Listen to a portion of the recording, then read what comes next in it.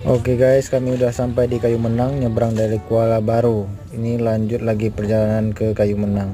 Tapi ini jalannya jalan berpasir, dari Kayu Menang itu jalan berpasir.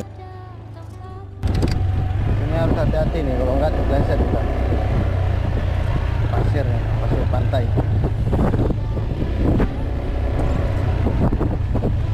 Nah ini agak ekstrim guys, kalian nggak bisa ngebut-ngebut di sini. Ini sama kayak pasir pantai. Kalau kalian nggak seimbang waktu bawa motor, ini bisa terpleset, bisa jatuh guys. Makanya ini saya pelan-pelan, hati-hati. Ini sini sempat terpleset juga sampai harus turun kaki. Nah ini kan terpleset nih.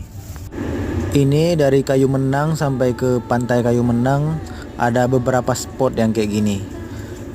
Pasir pantai yang agak lembek. Kalau keras dia aman. Kalau ini agak berbahaya dikit. Yang penting hati-hati ya guys. Ini setelah ini kita lurus aja, nanti ada